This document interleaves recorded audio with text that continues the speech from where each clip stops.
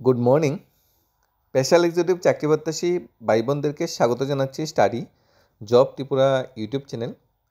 Final merit list, চাকরির offer, জয়নিংয়ের জন্য যে অপেক্ষা তা দীর্ঘ থেকে দীর্ঘতর হচ্ছে।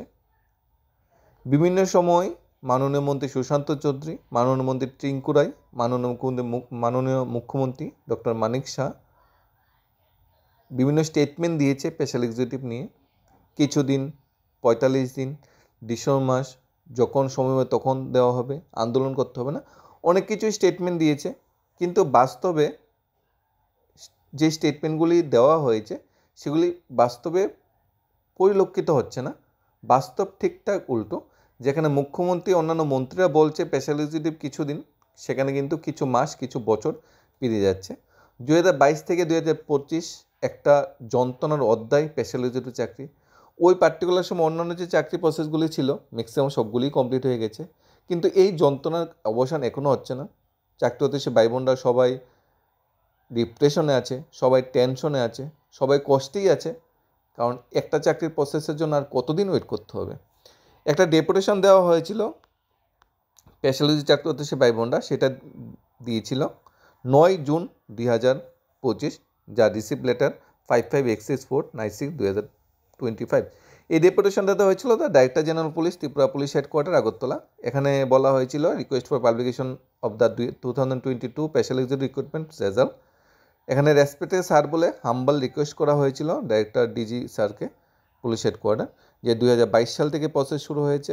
সেকেন্ড রাউন্ড 2023 সালে কিছুটা আবার নেওয়া হয়েছিল, কিছু আবার অ্যাপ্লিকেশন জমা নেওয়া হয়েছিল। তারপর 2024 সালে সমস্ত প্রসেস কমপ্লিট, 2024 ফেব্রুয়ারি মার্চের দিকে। এখন 2025 চলে যাচ্ছে, এখনও রেজাল্ট নিয়ে কোনো সিদ্ধান্ত হচ্ছে না। কবে নাগাদ রেজাল্ট দেওয়া হবে এই নিয়ে কোনো পজিটিভ নিউজ আসছে না।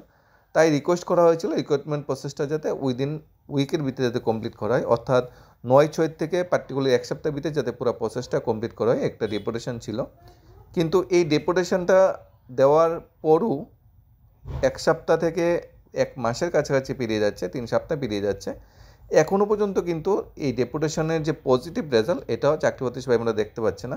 সেখানে কিন্তু তাদের প্রতিশ্রুতি দেওয়া হয়েছিল হয়তো রেজাল্ট দিয়ে দেওয়া হবে, কিন্তু সেই প্রতিশ্রুতি কিন্তু পালন করা হয়নি। প্রচুর সংখ্যক চাকরি প্রত্যাশী ভাই বোনরা কিন্তু সেই ডেপুটেশনে গিয়েছিল, ডেপুটেশনে গিয়ে মিলিত হয়ে ডেপুটেশন দিয়েছিল। তখন কিন্তু সবার একটা পজিটিভ সাইন ছিল দিয়ে দেবে, কিন্তু এখনও দেওয়া হয়নি।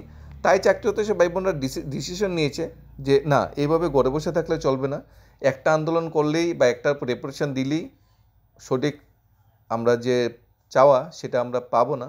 কারণ আমরা দেখেছি GRBT, TET, police constable, fire service, jail police, STJT প্রত্যেকটা চাকরি ক্ষেত্রেই একের অধিকবার, এমনকি 4 বার, 5 বার, 6 বার, 8 বার, 10 বার পর্যন্ত ডেপুটেশন দেওয়া হয়েছে।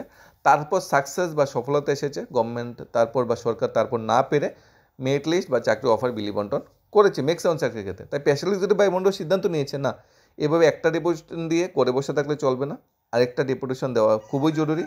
এই জন্য তারা সবাই সিদ্ধান্ত নিয়েছে যে 1 জুলাই রোজ মঙ্গলবার সকাল 10:30টায় পুলিশ হেডকোয়ার্টারের সামনে স্পেশাল এক্সিকিউটিভ ভাই বোনরা সবাই একত্রিতে মিলিত হয়ে আবার ডিজিপি স্যার কাছে ডেপুটেশন দেওয়া হবে। এই নিয়ে একটা যে নোটিফিকেশন, যেটা সব স্পেশাল এক্সিকিউটিভ ভাই বোনরা শেয়ার করছে, সবার কাছে অনুরোধ করছে যে ম্যাক্সিমাম সংখ্যক নাম্বার যাতে একত্রিত হয়। এখানে 6,000 চাকরি দেওয়া হবে, 40-50,000 অ্যাপ্লাই করেছিল। দেখবে সংখ্যাটা ম্যাক্সিমাম কত হয়েছে, 50 থেকে 60 বা ম্যাক্সিমাম 100। সবাই কিন্তু আসতে পারছে না। তাই সবার কাছে রিকোয়েস্ট থাকবে স্পেশাল এক্সিকিউটিভ ভাই বোনদের পক্ষ থেকে যে হ্যাঁ, নিজের অধিকার লড়াইয়ের দাবিতে কিন্তু আসতে হবে। এটা কিন্তু শান্তিপূর্ণ ডেপুটেশন, এখানে কোনো হাঙ্গামায় নেই, এখানে হুল্লোড় নেই, গভর্নমেন্টের বিরুদ্ধে কোনো কথা নয়। জাস্ট আমাদের যে মেসেজটা সরকারের কাছে পৌঁছে দেওয়া যে আমরা টেনশনে ডিপ্রেশনে আছি। এখানে ম্যাক্সিমাম সংখ্যক নাম্বার যদি ক্যান্ডিডেট একত্রিত হয় তাহলে কিন্তু সাকসেসটা বেশি আসবে। এখানে যদি 100 জায়গাতে যদি 1000 হয়, হয়তো রেজাল্ট ওই দিন অনেক দেওয়া হবে। গভর্নমেন্ট উপরে চাপ বা গভর্নমেন্ট উপরে প্রেশার ক্রিয়েট করতে হবে। সবারই জানা যে প্রসেস কমপ্লিট, এখন এটার ভিতরে কিছুই করার নেই যে না নাম্বার দেওয়া হবে না, এটা পুরো প্রসেসই কমপ্লিট।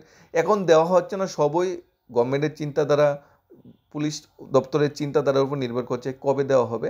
যদি একটু চাপ বা তাদের উপর একটু প্রেশার ক্রিয়েট করা হয় তাহলে হয়তো রেজাল্টটা আরও তাড়াতাড়ি সম্ভব। তাই ম্যাক্সিমাম সংখ্যক নাম্বার ক্যান্ডিডেটরা কিন্তু এখানে আসতে হবে এবং সেই ডেপুটেশন অংশগ্রহণ করতে হবে, যাতে সারা জাগানো একটা ডেপুটেশন হয়। ত্রিপুরার ইতিহাসে যাতে এই ডেপুটেশন সে লেখা থাকে যে এত সংখ্যক বেকার চাকরি হতে ভাই বোনেরা পথে নেমেছে, রাস্তায় নেমেছে নিজের অধিকার আদায়ে, তখন কিন্তু গভর্নমেন্ট বা সরকারের উপরে কিন্তু চাপ ক্রিয়েট হবে। এখানে যে বিজ্ঞাপনটা শেয়ার করছে নোটিফিকেশনটা, আগামী 15 জুলাই রোজ মঙ্গলবার সকাল 10:30টায় পুলিশ হেডকোয়ার্টারের সামনে সকল স্পেশাল এক্সিকিউটিভ ক্যান্ডিডেটের উপস্থিত থাকার জন্য অনুরোধ রইল। আমরা সবাই উপস্থিত হয়ে শান্তিপূর্ণ দ্বিতীয় ডেপুটেশন দেব। আমরা আগেই বলেছি প্রথম ডেপুটেশন 9 জুন 2025 দেওয়া হয়েছিল। আমাদের মেরিট লিস্ট আউট দিন ওই তারিখ না হলে সঠিক বলা হলে আমাদের কার্যক্রম চলবে ওই দিন। আর ওই দিন ডিজিপি স্যারের সাথে দেখা করার জন্য দিতে হবে, স্যারের মুখে বলতে হবে যে আমাদের স্পেশালিস্টদের মেরিট লিস্ট ব্যাপারে। এখানে প্রথম ডেপুটেশন দপ্তর থেকে আশা দেই জুন মাসের ভিত্তিতে মেরিট লিস্ট আউট হবে, তখন একটা আশ্বাস বা একটা আমরা ভরসা পাই, তারপর আমরা সবাই চলে যাই। কিন্তু জুন মাস আমরা জানি জুন মাস হাতে আর একটা ওয়ার্কিং ডে আছে, মানডে, এরপরও দেওয়া হচ্ছে না। তাই আমাদের জুলাই মাসে আবার অবশ্যই ডেপুটেশনে মিলিত হবে। কেন জুন মাসে ওইটা দেওয়া হচ্ছে না, কেন বারবার আমাদের সাথে প্রতিশ্রুতি দিয়ে আমাদের সাথে প্রতারণা করা হয়েছে? আমরা তো আর ত্রিপুরা চাকরি হতে সে ভাই বোন, আমরাও তো ইলেকশনে ভোট দিয়েছি, আমরাও তো একটা নাগরিকত্বের একটা অধিকার আছে। আমাদের সাথে কেন বারবার এই বঞ্চনাটা করবে? আমাদের সাথে কেন বারবার মিথ্যা প্রতিশ্রুতি দিয়ে আমাদের সাথে প্রতারণা করা হবে? প্রথম ডেপুটেশন আউট বলা হয়েছিল মেরিট লিস্ট জুন মাসে হইতে দেবে। পুলিশ দপ্তর থেকে আমরা যে মেমোরেন্ডাম দিই, রিসিভও নিয়েছি, এই কপি যদি দপ্তর তার কথা না রাখে তাহলে দ্বিতীয় ডেপুটেশন দেওয়ার জন্য 1/7/2000 মঙ্গলবার ক্যান্ডিডেটের সিদ্ধান্ত নিয়েছে। অর্থাৎ 30 তারিখ পর্যন্ত সবাই ওয়েট করছে। 30 তারিখ পর্যন্ত সম্ভাবনা খুব কমই, না দিলে 1 তারিখ আবার সবাই মিলিত হচ্ছে। আর এখনও 1 সপ্তাহ সিদ্ধান্তের কাছে আছে। মেরিট লিস্ট আউট হওয়ার যে সময় আছে জুন মাসের 30 তারিখ অবধি। বেকারদের অনুরোধ থাকবে দেরি না করে রাজ্যে এত পোস্ট স্পেশালিস্ট প্রসেস কমপ্লিট করার জন্য। অর্থাৎ আগামী 1 জুলাই সবাই একত্রিত হচ্ছে, আগামী 1 জুলাই রোজ মঙ্গলবার 10:30টায়। একটি রিজন যে আমাদের ফাইনাল মেরিট লিস্ট চাই, আমাদের যে অপেক্ষা বা ওয়েটিং করছে তার যাতে একটা পরিসমাপ্তি ঘটে, তার যাতে একটা অধ্যায়ের একটা শেষ হয়। কারণ সবাই বিভিন্ন কাজে কর্মে সবাই আছে, সবাই ওয়েট করছে একটা চাকরির জন্য। হয়তো কেউ চাকরি পাবে, হয়তো কেউ পাবে না, সবাইকে তো চাকরি দেওয়া সম্ভব নয়। কিন্তু এই যে ফ্যাক্টর, এই যে চাকরি, এর থেকে কিন্তু অনেকে মুভ অন করতে পারে। মুভ অন করে আমরা অন্য কিছু দেখতে পারবো। যেমন আমার এখন পেশালি চাকরিটা হয় না, আমি অন্য চাকরির ক্ষেত্রে যেতে পারবো। আমার আর ওয়েটিং করতে হবে না, আমার আর টেনশন থাকতে হবে না। হয় হবে, না হয় না হবে। কনফিউশন, ডাউট তো থেকেই যাচ্ছে। ক্যান্ডিডেটটা কিন্তু বারবার কিন্তু বলে যাচ্ছে আমার চাকরি হবে সেটা চাচ্ছে না, যে স্বচ্ছ নিয়োগ পদ্ধতি হোক। আমার যদি ইন্টারভিউ ভালো হয়েছে আমার চাকরি হোক, আমার পার্শ্ববর্তী যে কলিগ বা অন্যরা ইন্টারভিউ দিয়েছে তার যদি ইন্টারভিউ আমার থেকে ভালো হতে হয়, তার চাকরি হোক, সেটা সবচেয়ে বড় কথা নয়। কিন্তু প্রসেসটা যাতে কমপ্লিট করা হয়, এইভাবেই আগামী দিনও সেই বড় ধরনের ডেপুটেশন দেওয়া হবে। তবে এবার আশা করছে গতবারের মধ্যে থেকে, এটা গতবারের ফটো, গতবার যে ডেপুটেশন দেওয়া হয়েছিল এর থেকে সংখ্যাটা একটু বৃদ্ধি পাবে। ম্যাক্সিমাম ক্যান্ডিডেটটা তখন একত্রিত হবে। সবাই হয়তো বিভিন্ন কারণে আসতে পারেনি, কিন্তু নিজের অধিকারের লড়াইয়ের দাবিতে, নিজের বঞ্চনার দূরীকরণে অবশ্যই আসতে হবে, অবশ্যই সবাই একত্রিত হবে। তবে শান্তিপূর্ণ ডেপুটেশন কিন্তু স্পেশালিস্টদের ভাই বোনরা সবসময় দিয়ে যাচ্ছে। গত ডেপুটেশন শান্তিপূর্ণ দিয়েছে। একটা শৃঙ্খলা আছে স্পেশালিস্ট ভাই বোনদের, একটা ভদ্রতা আছে, একটা নিষ্ঠা, একটা নিয়মানুবর্তিতা স্পেশালিস্ট ভাই বোনদের আছে। সবাই ভদ্রগড় এবং শিক্ষিত বেকার ভাই বোন, সবাই গভর্নমেন্টের বিরুদ্ধেও কথা বলতে রাজি নয়, সবাই গভর্নমেন্টের পক্ষ কথা বলতে রাজি নয়। সবাই শুধু আমার ন্যায্য অধিকার, আমি কী চাই, আমার পরিবারের জন্য কোনটা বেনিফিট, আমার সমাজে আমি প্রতিষ্ঠিত হলে কোনটা দরকার, সেটাই সবচেয়ে বড় কোশ্চেন। স্পেশালি ভাই বোনরা ইন্টারভিউ ম্যাক্সিমাম সবারই ভালো হয়েছে। সবাই কোশ্চেনটাও থাকতেই পারে, স্বচ্ছতা কতটুকু মেনটেন হবে, আদৌ কি পার্টি লেভেলের চাকরি হবে, আদৌ কি বুথ পজিশন নাকি চাকরি সিলেক্ট করবে, এমএলএ রিলেটেড লিস্ট হবে, নাকি আমরা ইন্টারভিউ দিয়েছি ইন্টারভিউ ভিত্তি করে লিস্ট হবে। বিগত যে চাকরির অফারগুলি বিলি বন্টন করা হয়েছে, জেআরবিটি থেকে শুরু করে ডেট থেকে শুরু অন্যান্য চাকরি অফারগুলি, ম্যাক্সিমাম সবগুলা চাকরিতে কিন্তু একটা স্বচ্ছতা মেনটেন হয়েছে, সবগুলা চাকরি স্বচ্ছতাভাবে হয়েছে। তাই স্পেশালিতে ভাই বন্ধু মিত্র একটা মানে পজিটিভ সাইন আছে যে হ্যাঁ আমার ইন্টারভিউ ভালো হয়েছে, আমি চাকরিটা পেতে পারি। এবং মাননীয় মুখ্যমন্ত্রী কিন্তু সেই দৃষ্টিভঙ্গিতে কিন্তু সরকারকে নিয়ে যাচ্ছে। এখন দেখার বিষয়, 30 তারিখ পর্যন্ত ওয়েট করতেই হবে। মনে হয় না 30 তারিখ আরেকটা ওয়ার্কিং ডে রেজাল্ট দিয়ে দেবে। তবে 1 জুলাইয়ের যে ডেপুটেশন কর্মসূচিটা আমরা আশা করব ম্যাক্সিমাম ক্যান্ডিডেটটা একত্রিত হয়ে ডেপুটেশন অংশগ্রহণ করবে এবং ডেপুটেশনকে সাকসেসে পরিণত করবে, যাতে ইন ফিউচার আর ডেপুটেশন দিতে না হয়। এটি যাতে সর্বশেষ ডেপুটেশন হয় আশা করছি, এরপরে যাতে রেজাল্ট দিয়ে দেওয়া হয়। কারণ ডেপুটেশন কেউ ইচ্ছা করেই রাস্তায় নামতে চায় না, কেউ ইচ্ছা করে ডেপুটেশন দিতে চায়। যখন মনের ভিতরে অনেক দুঃখ থাকে, অনেক ডিপ্রেশন থাকে, জীবন নিয়ে একটা টেনশন থাকে, তখন কিন্তু স্টুডেন্টরা তখন কিন্তু বেকার চাকরি হতে সামনে রাস্তায় নেমে। কেউ নিজের ইচ্ছায়, কেউ খুশিতে কিন্তু রাস্তায় নেমে না। অবশ্যই একটা টেনশন তো থেকেই থাকে, 22-এর প্রসেস কমপ্লিট হচ্ছে না, পরিবার দিকে দেখতে হবে, নিজের দিন দিন বয়স হচ্ছে, মা বাবার বয়স হচ্ছে, তাই সব কিছু মিলিয়ে একটা জব তো দরকার, একটা কর্মসংস্থান তো দরকার। আর এটা তো ন্যায্য দাবি যে হ্যাঁ তোমরা 6,066 জনের জন্য অ্যাপ্লিকেশন দিয়েছিলে, নিয়োগটা কেন কমপ্লিট করছো না? তাই আমাদের তরফ অনুরোধ থাকবে, তোমরা শান্তিপূর্ণভাবে ডেপুটেশন দাও, তোমাদের ভবিষ্যতের জন্য শুভকামনা রইল। সব কিছুই নির্ভর করছে মন্ত্রিসভার সদস্যদের উপর। পুলিশও যদি চাই তারপরেও কিন্তু পেন্টলি দিতে পারবে না মন্ত্রিসভা যতক্ষণ না চাই। মাননীয় মুখ্যমন্ত্রীর সাথে একটা দেখা করার তোমরা অবশ্যই চেষ্টা করবে।